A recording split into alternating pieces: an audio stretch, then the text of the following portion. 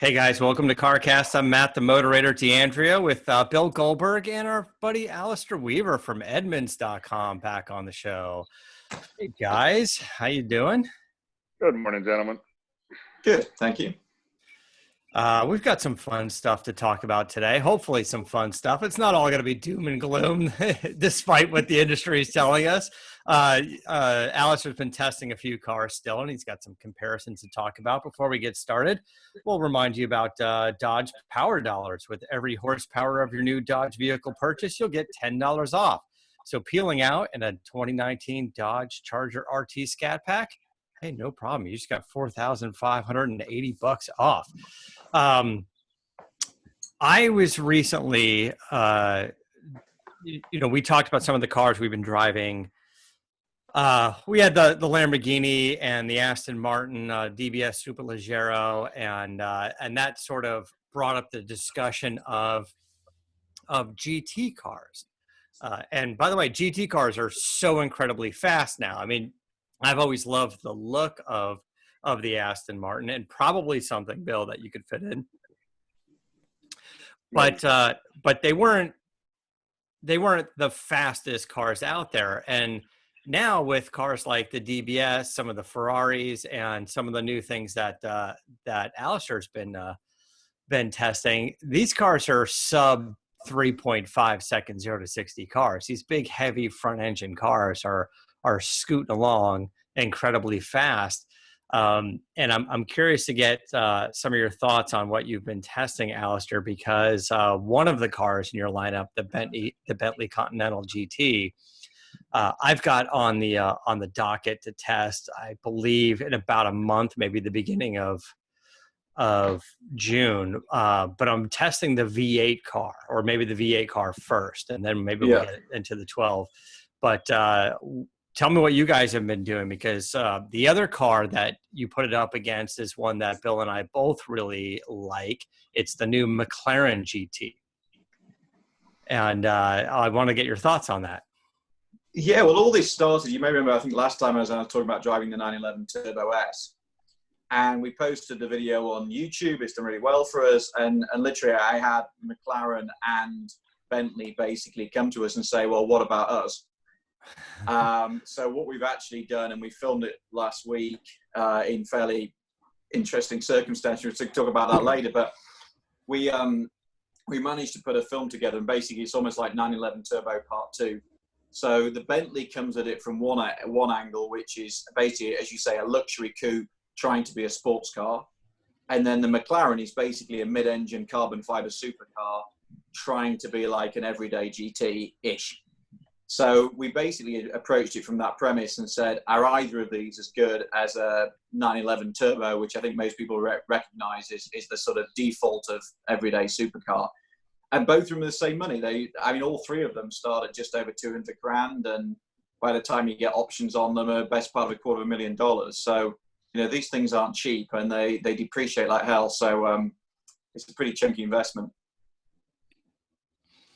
How did it end up doing on the GT? Let's start with the McLaren. What's your thoughts on the McLaren? You were telling me a little bit the other day that maybe it's a little bit miscategorized. Yeah, it's interesting. As you guys well know, you go on these events, and a lot of the time the OEM will say, this is what we think the vehicle is. And McLaren said, we make mid-engine supercars, 570s, 570 GTs. And what we're trying to do with this car is attract a different audience. So it's potentially the person who buy a 911 Turbo, even maybe a Bentley. So what we've tried to do is create this GT, this Grand Tour, where we've raised the ride height, we've put more luggage capacity in, we've made it quieter, we've made it slightly easier to drive. And most people came back saying, the luggage bay gets really hot, there's only 2 seats, it's not really this, it's not really that. And I personally think they mispitched it. If they'd come along and said, guys, what we've built is a mid-engine supercar that's more usable. If you want to go away for a week, there's now enough space. It's going to go over speed bumps in the road. It's something that you can, at a pinch use every day, but really is more in the spirit of the original Acura NSX, where we're just going to make these things easier to live with. And I think if you'd pitched it in that way, you would have had a slightly different response. Because personally, having lived with one for for a week, I really like it. It's arguably not as sharp as a 570 or a 720, but it's a nice thing, and I actually think it's the prettiest McLaren too. Would you drive it every day, or still the Porsche 911 Turbo or the Turbo S? Is that still the king of that category? Yes. I mean, the thing is with the McLaren, it's got more luggage, but if you think about where the luggage is, where it sits behind you, it's kind of cupped underneath from the engine because it's mid-engine. Come on. And then it doesn't have that much more luggage space. And can you really say without laughing hysterically that you could go away for a week? Maybe a weekend. Yeah, a weekend. Yeah. Oh, come on, man. My wife couldn't put her clothes in there for a week in the back. That thing is, I mean, and the golf bag that they quote unquote say that you could stick in there, it's got to be like a 2 club carrying bag. I mean, I've got a funny story. I think you're right, though. I think they miscategorized it. I mean, it was a valiant effort, but you saw my excitement in the beginning. Yeah. And then when it came out, it wasn't really what they put it this way. We all, as car guys, we see a new car coming out, and we want to believe that it's exactly what we want. Mm-hmm. In that, I thought it was going to be bigger inside. I thought the luggage capacity would be a little bit better, and it fell very short, if you ask me. And for my expectations, for those things, yes. But if they said it's a supercar that's a little more comfortable to drive, and you could throw your backpack in it, then it's characterized properly. So I agree with you, Alistair, for sure. I have a funny story about the golf clubs, because one of the things is the part of the filming, we did a little skit about, and I've got some golf clubs over here, and it's a carry bag. It's not quite 2 clubs, but it's not like a big tour bag. So I threw this thing in the back of the McLaren and went, yeah, well, that'll never shut. Pressed the little button. It even has like a motor thing. It went da-da-da-da-da and shut. So the film is me kind of going, oh, actually does work, but only if you have a relatively modest carry bag. So yeah, I agree with you, but I was kind of thinking actually of all the McLarens that I've driven them all. It's a really nice thing, and I think it's a car that would grow on you. And what I actually want is a GTS, which would be the GT body shape with the extra bit of versatility, but then with a setup more akin to like a 570S.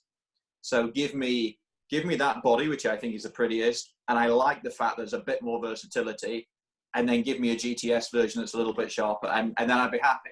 Because it's like the engine. It sounds like we all want another category. Yeah. I'm cool with that.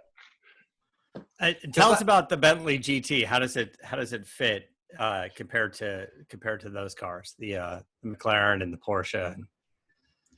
Well, I've driven a lot of the Bentleys. Last time I actually did this crazy thing. I skied behind one in Europe, but it's just a massive thing. It's just so heavy. I think it's like 1,400 pounds more than the McLaren. And it's an amazing piece of engineering because it's so fast, it's so comfortable, it's so quiet, it rides beautifully. Yet you never really escape the fact that it's a load of engineering trying to escape the fact that it's massively heavy. And to be honest, it's just not I admire it, and it's a lovely way to travel, but I kind of feel like I'm 20 years too young for it. Yeah. Now, and I'm not sure I'd ever get there, if you know what I mean. Does the Aston Martin fit into that category? I mean, the DBS Superleggero that I tested came in at $350,000. So now this kind of feels like, this is Ferrari 812 money, not really, GT money, not really Bentley and McLaren and Porsche money. No, the DB11 would be the equivalent Aston, and all these things are so much money now. I mean, like $250,000, they're all $250,000. And I think that's what we're saying about the 911 Turbo, that is it really twice the car that a 911 Carrera is? And the answer is no. No. Not now everything's got, Carrera S has got 450 horsepower, Whether you've got 450 or 620 or 650 it's a bit academic. But people that are buying that car want the S, because it's interesting because the Turbo, less money than a Turbo S, but correct me if I'm wrong, but according to Porsche, they sell more Turbo S's than they do the regular turbos, because when people are spending that kind of money, they're just throwing all the bits and options on it anyway. That's why they came out with the Turbo S first before the turbo. Yeah, because the rationale being, if you can afford 180 grand, you can afford 200 grand. Yeah. Okay. And then 50 grand more for all the bits. Yeah. I mean, the Turbo S does get you, or at least historically has gotten you more base options. So when you do start crunching numbers on it, it's not that far apart. If you take a turbo and throw all the options on it to make it the same as a Turbo S, which came with some of those options, not to mention you get things like center lock wheels, which you couldn't get on the turbo. I guess I see it. Yeah, it's the car for the guy who just wants to tick every box. And in LA, there are plenty of those.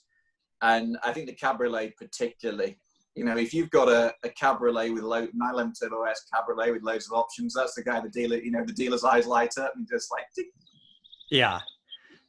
I don't get the Cabriolet part of it. It just, I don't know. I just think for a car that's crazy with performance and horsepower, I don't know. I just don't think the convertible needs to be there, but that's just me. I get there's a lot of people that are out there.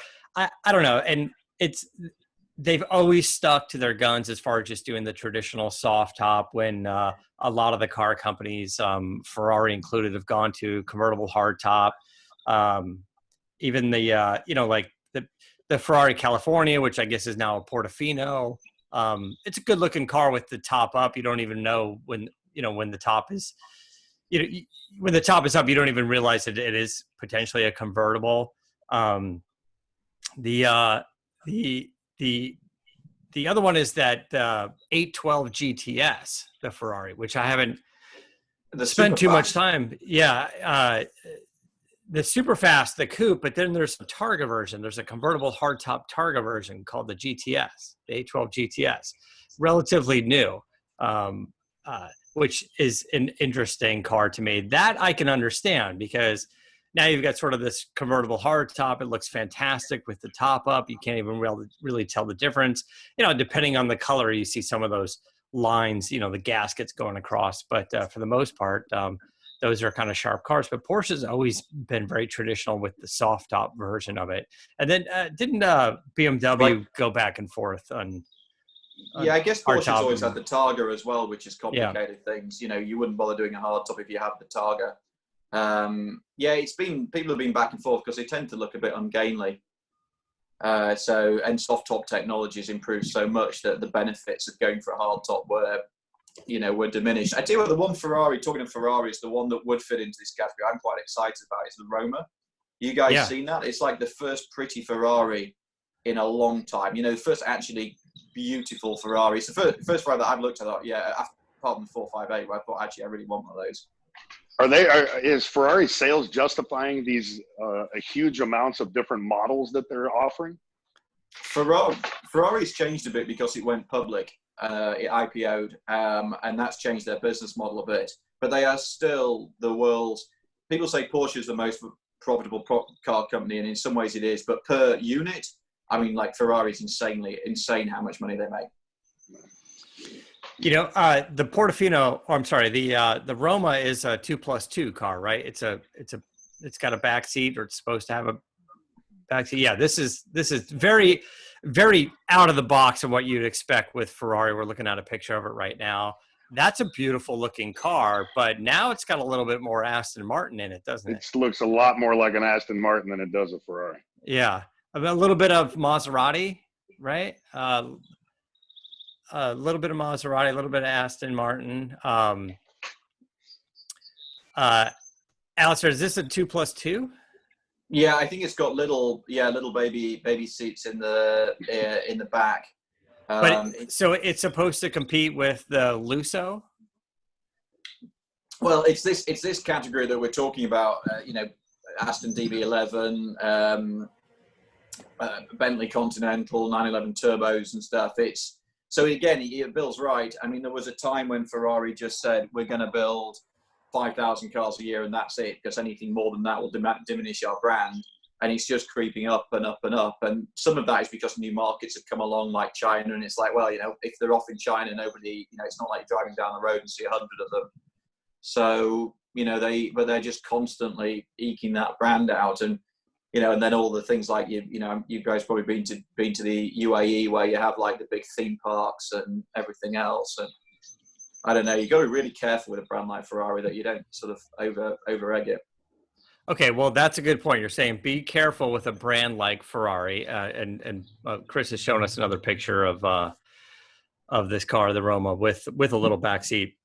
Okay, you be careful with Ferrari. Ferrari has always said they're not going to do an SUV, so they come out with a 4-seater hatchback, the FF, which evolves to the GTC4 Lusso, which I think is interesting car. I drove one. It is fantastic. But now Ferrari is public, as you said, a little bit change in the management. And now they're saying, yes, there will be an SUV. Now, if you would have said that 5, 6, 8 years ago, we would have been like, no, no, no. But is it more acceptable knowing that, Porsche's had a lot of success with SUVs? Alfa Romeo, I've got the Stelvio Quattrofolio, a 505 horsepower SUV coming in a couple of weeks. Aston Martin has a beautiful DBX SUV that we'll be driving a little bit later this year. Does it make sense for Ferrari to have one? You know what I mean? Sorry, I was waiting Yeah. Yeah.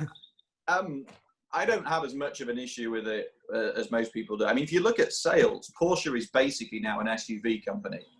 If you look at what they sell, when you add together Cayenne plus Macan, then after that, the 911s are almost like, kind of keep the image going.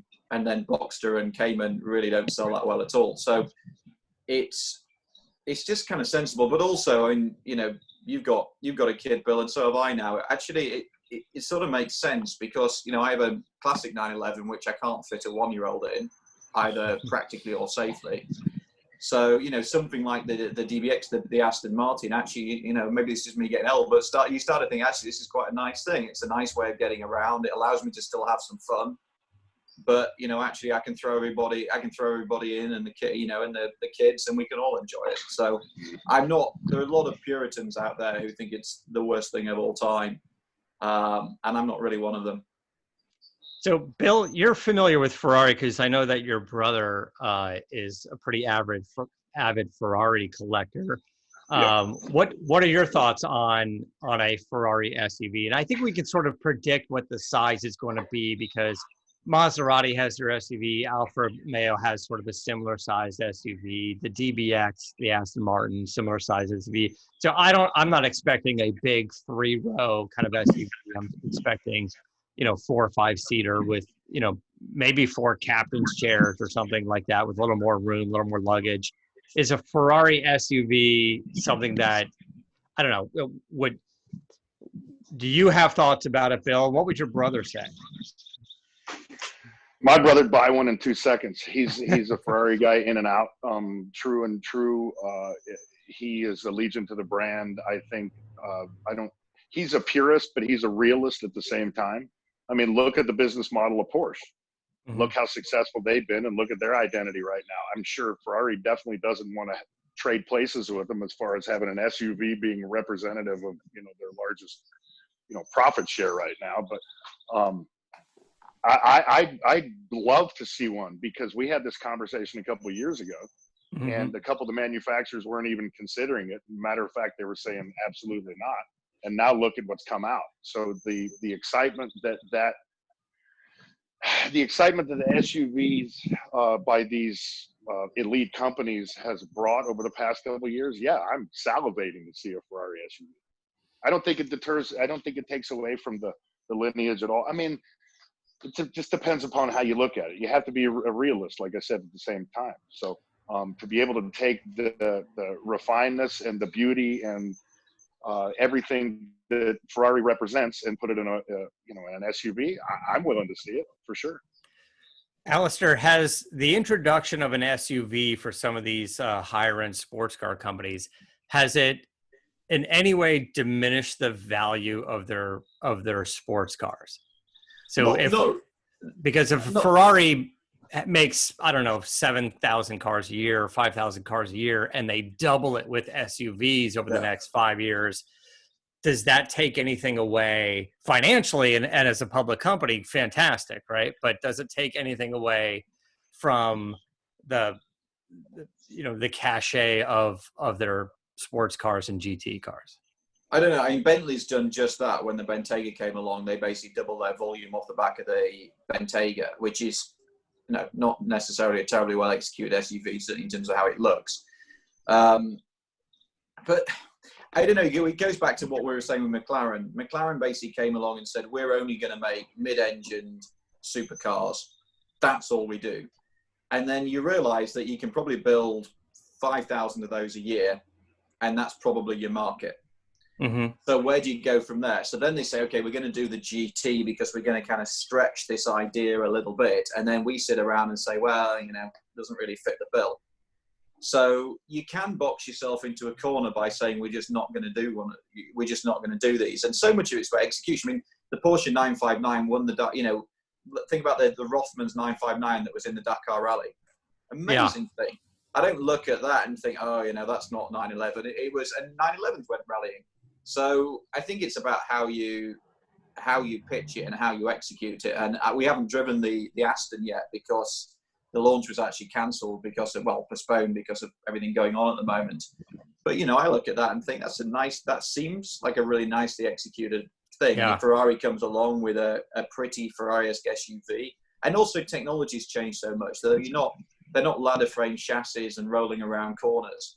You can do so much with the tech to actually make these things drive well and, keep the body roll in check and everything else. So, I mean, honestly, for my life right now, like a Macan GTS would just about be the perfect car for me. How is the Urus doing for Lamborghini? How's their SUV performing for them?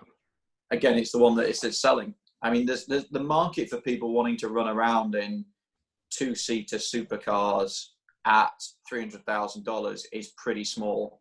The market for people willing to run around in $250,000 SUVs is bigger. Huge. Yeah. So yeah. And the Urus again. I mean, is it a super pretty car? Is it not? But yeah, I mean, it just sort of makes sense for. Listen, that thing is fun to drive. That thing does things an SUV shouldn't do. It sounds the part. It handles. It's got massive, I don't know, maybe 16-inch diameter carbon ceramic brakes. It's super fun, and you don't have to jam on the brakes at every stoplight thinking you're going to bottom out because there's a little dip in the road. Like, you could actually go through an intersection and not worry about going, oh, I got to pull into my driveway. Give me 19 seconds to hit the front axle lift and get it lifted up there. And it's just a game changer, I think, as far as making something you can drive all the time. It may be a little goofy looking, but it's fun. Saying something controversial now, basically, supercars were a pain in the ass most of the time. Exactly. And there's a time and a place for everything. And as people get older, the guys that like these supercars and can afford them, have families, and then they have other needs, and then they want to stay allegiant to the brand. And if you got a Ferrari, then why not jump in a Ferrari SUV?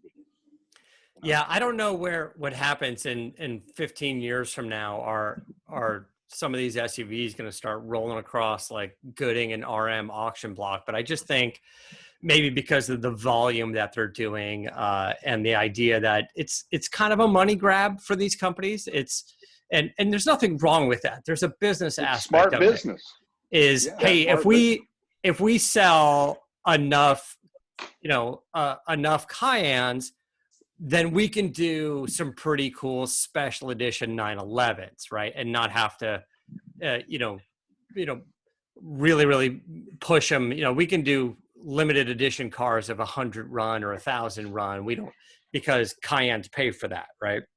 Well, here's a question for Alistair. You asked it a second ago. Would Ferrari having a SUV devalue the brand? What has it done for Lamborghini?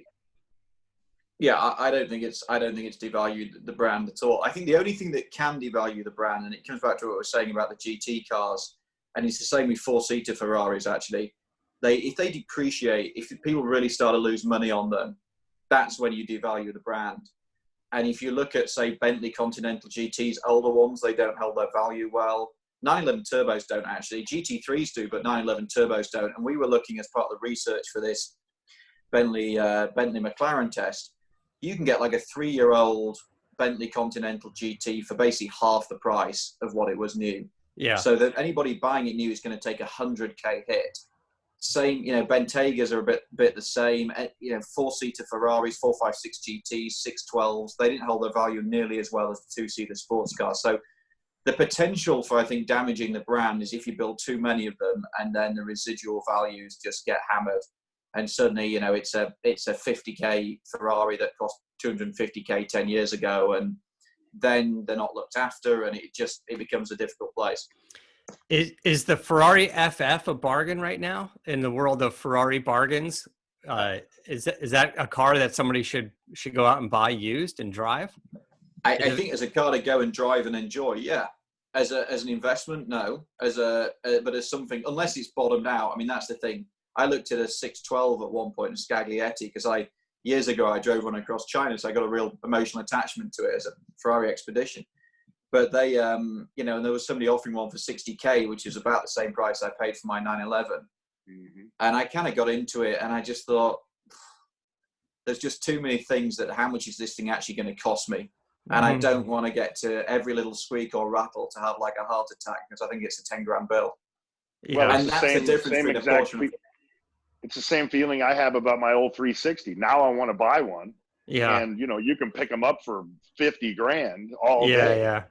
But therein lies the problem. You're going to get a nice little headache once that thing starts breaking down. Yeah, you will. But it won't be worth 100 grand. No.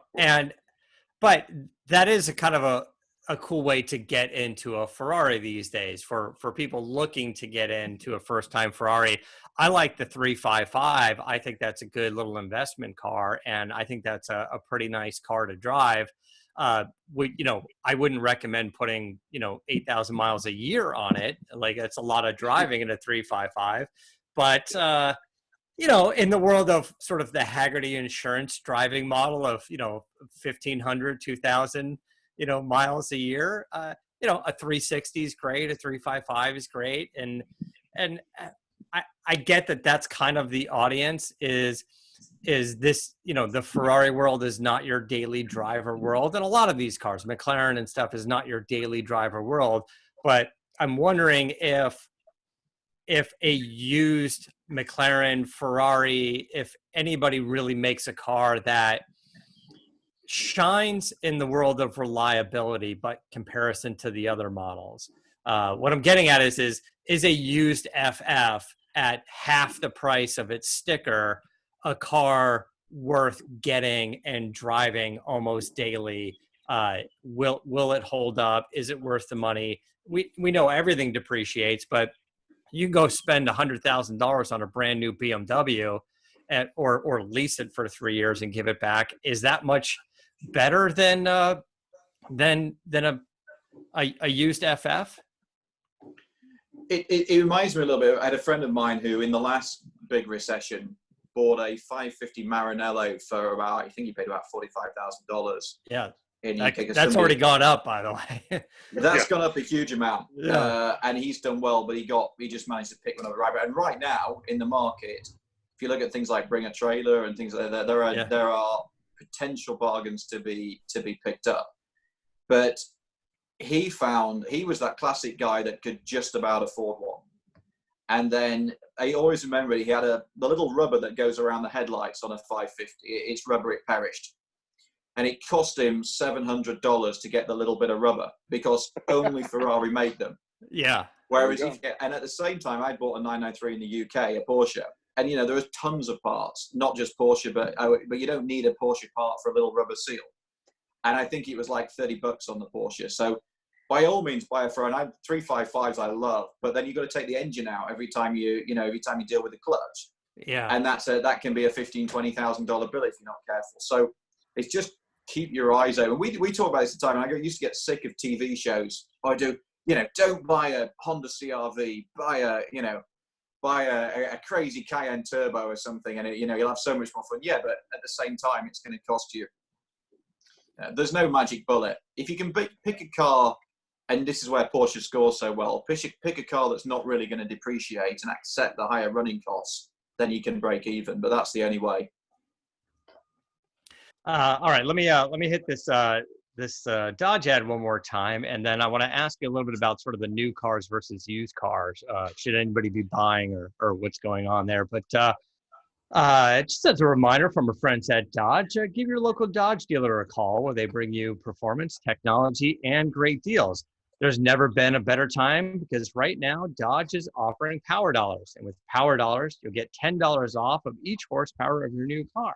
So every 2019 Dodge Charger, every 2019 Dodge Challenger, you can even pull away in a 2019 Dodge Charger RT Scat Pack with 485 horsepower and receive an almost $5,000 cash allowance.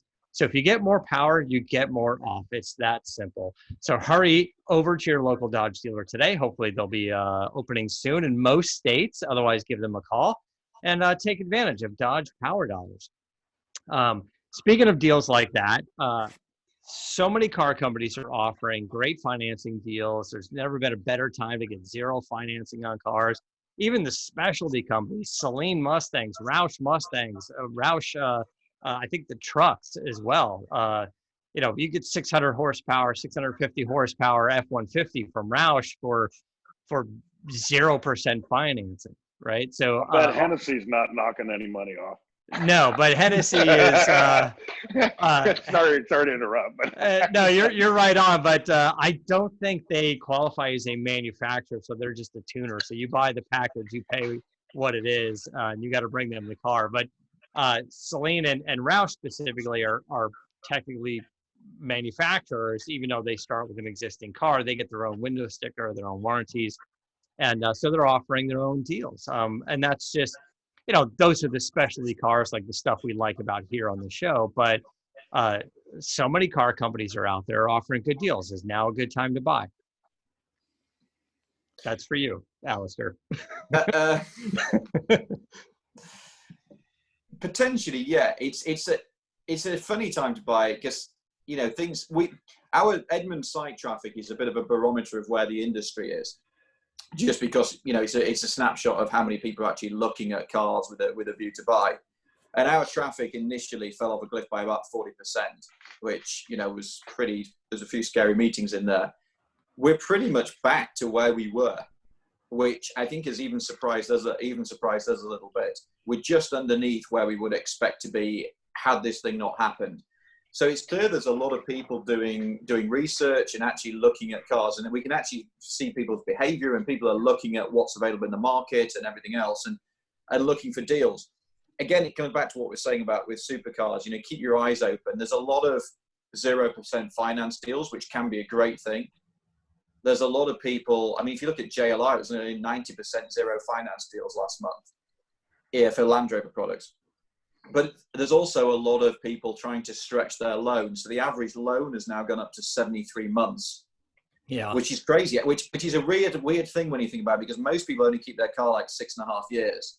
So a lot of the time people are still paying off their car when they're trying to chop it in.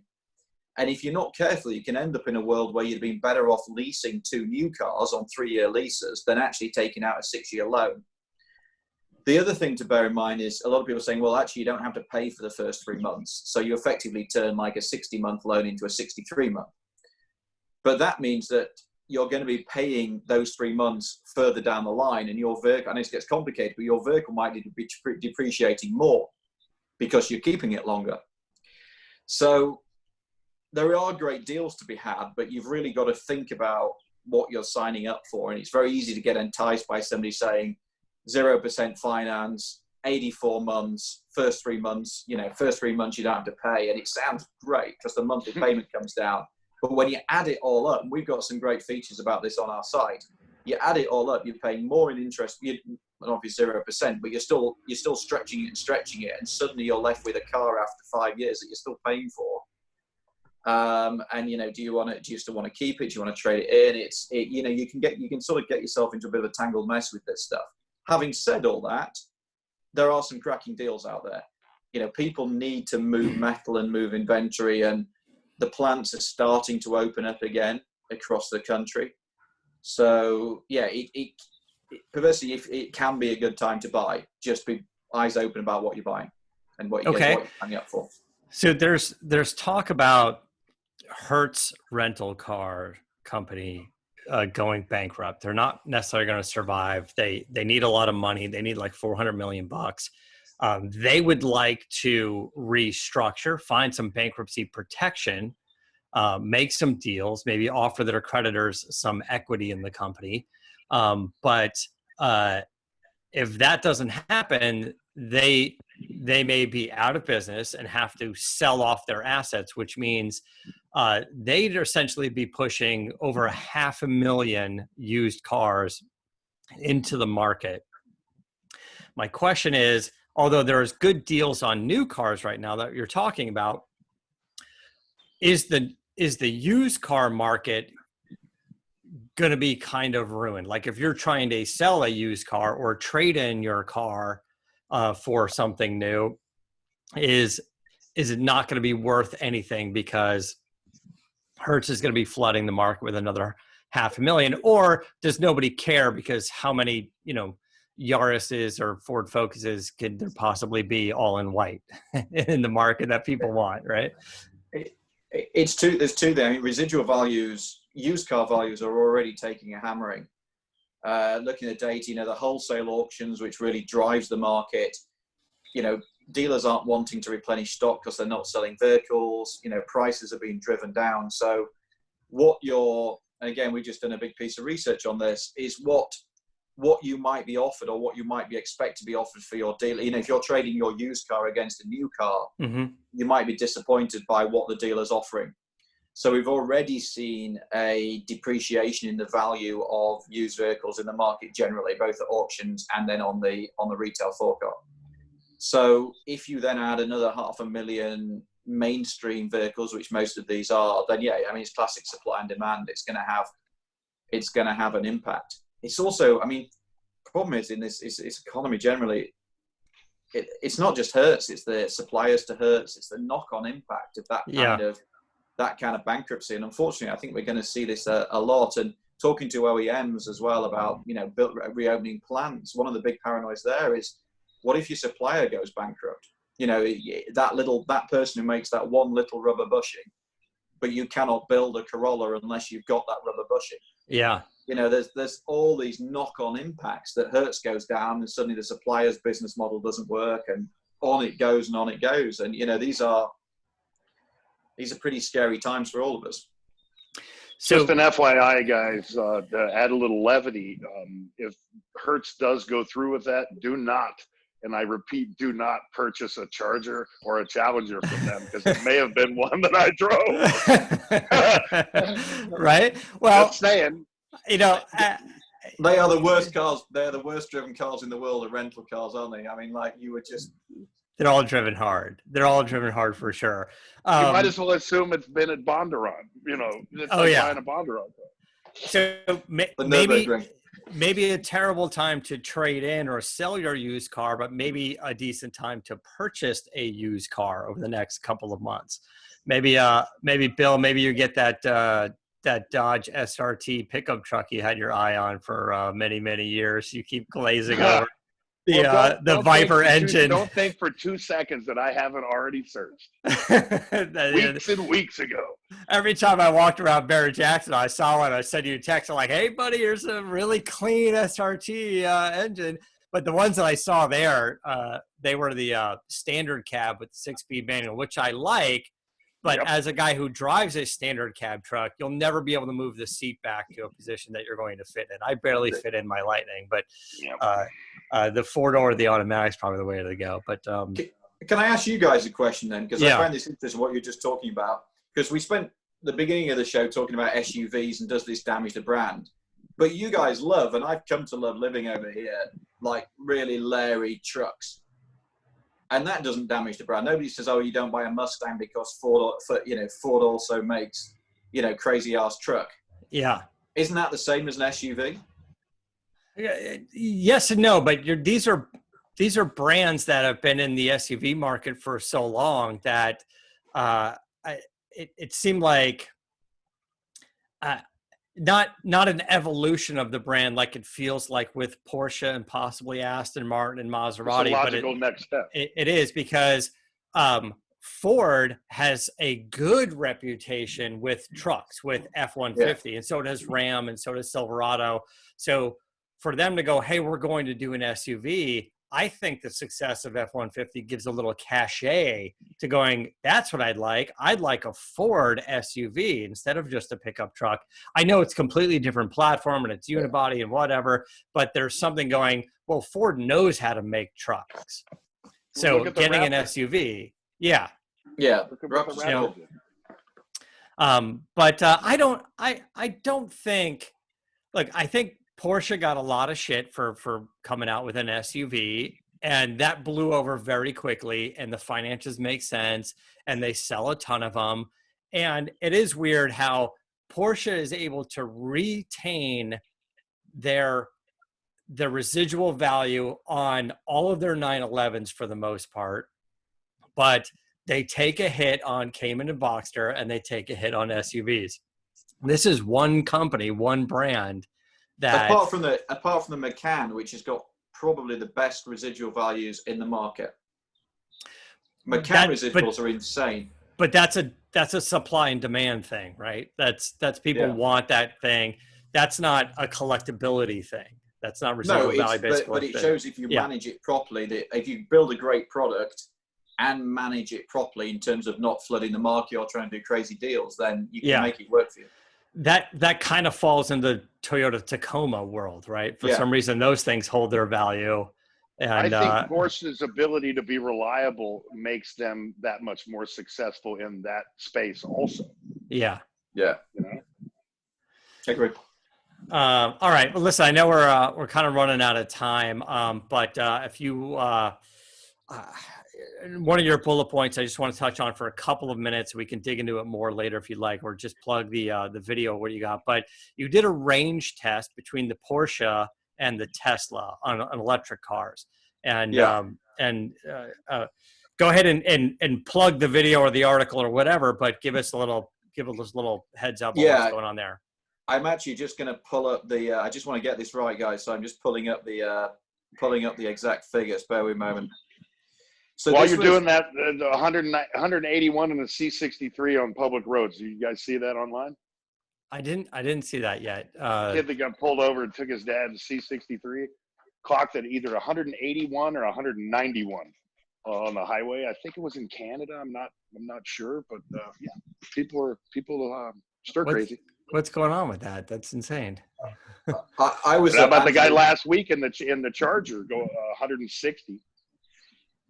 I was up Angeles Crest. We filmed the Bentley and the McLaren GT at the Angeles Crest Highway, which, as we all know, is an incredible driving road. But it got like night fell, and we did those last sunset shots, and we were all there in masks and keeping our distance from each other and everything else. And then it suddenly turned into a scene from Mad Max, and there was a guy in a Challenger doing donuts in front of us. At which point, me and the cameraman were like, right, time to go. Yeah, we got to get off this man. And I was in the McLaren and I followed this Civic down the hill, and he was doing like little zigzags on the straights, and I was just like, this is going to end in. I just backed off because I thought he's looking in his mirror, he's seeing a McLaren. I was just like, no. People are going crazy right now. Crazy road. I found it. So basically, we had a Taycan 4S and our Tesla Model Y, which we just bought. So after 9.5 hours of driving, now this is sensible driving, so it's not trying to do an eco run. It's air conditioning on, sensible driving. The Taycan did 300, when you allow for the extra 10 miles of juice, 323 miles, which is 63% better than its official EPA range of 203. So that's an extraordinary result. Damn. The Model Y, now Tesla's generally, most brands actually beat their EPA in our hands. Tesla goes the other way. So our long-term Model Y is a range of 315, which drops to 289. So basically we did So basically then that drops to 280 miles, because on a Tesla, you only charge to 90% by their recommendation. We actually achieved 252. So it just shows like how you just can't judge these things by what they say. So the Tesla's not terrible, but underneath what they're claiming, and the Porsche's 60% better. I mean, 313 miles is a hell of an achievement. If the Porsche came out and said, they came out and they said it's 203, 204 miles. Is there any scenario so far where it actually only went 204 miles? Like, is it always beating it? No, I mean, the way it all depends on how you drive them, and that's why we buy them and run them for 20,000 miles or more, or in the case of Tesla, 30,000. Because what we, if you're just bumming around LA and that sort of thing, it's like anything. It's like if you're constantly mashing the throttle, it's not dissimilar to a gas-powered car in that respect. It's how you drive it and where you drive it. So yeah, you can get the range dropping off, and you can also beat it. But you do tend to, what we find, if you do 15,000 miles in a vehicle, then it normalizes. It normalizes the driving stuff. Were the routes the same? Was it a follow? Like there's a follow, Bill. So it was exactly the same driving condition. Exactly. All right. So where do we see more of that?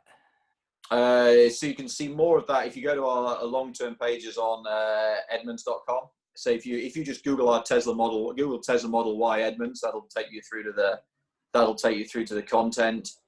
Also this week, we haven't talked about it, but coming out on tomorrow, I believe it is, we've got a Model Y versus, you love me saying this, the Mackie, and the Model 3. The Mackie sounds like, I don't know, it sounds like a rap name or a sandwich. But I love the way you say it.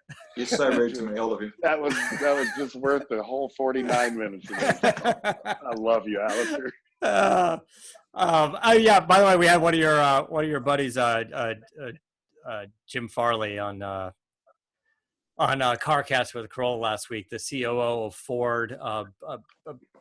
A little follow-up to that. Just a great guy, and it's good to see such a car guy be in charge of a car company. Afterward, we took it offline. We've been exchanging a couple of personal emails, and he's sending me pictures of his GT40 vintage race car that he races in Europe, and his Cobra that he races out here, and just a fan of cars and running the company. And you're right, this guy is probably, being groomed as the next CEO of Ford, and probably should be, because what a great guy. We can't wait to get him back on as well. So if you guys missed Shoot that, him a picture of the lawman, please. And he was I should. Yeah. And that guy, Jim, Jim Farley was actually really instrumental in doing the Mackie. I'll say it again, because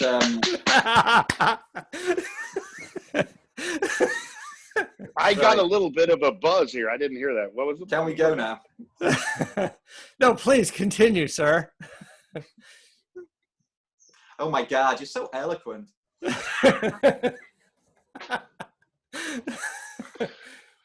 Oh, I love this. All right, we're good. We're done. We're gonna leave it. We're gonna leave it there.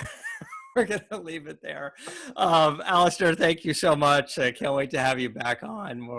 I'm sure we're gonna have a lot more to talk about. When are you guys fully back up and running and filming? And I guess so much of it depends on the car companies, and some of them are giving us press cars, and some of them are waiting. So it's a little. I mean, we're still filming. I mean, the Model Y. I'm not going to say the word. The Model Y was actually filmed in a car park. We did the Bentley thing and the McLaren thing up on the hill as a bit of a test, and we wore masks and we kept our distance, and we managed it sensibly, and we're looking at doing other filming in that way, just slimming down the productions a bit. Testing at the moment, our test track's shut, but we're hoping by the end of May that might be reopening.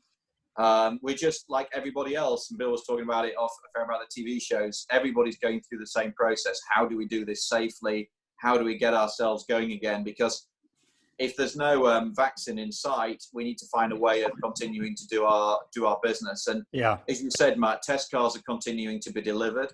We're actually produced well over 100 pieces of written content during this time.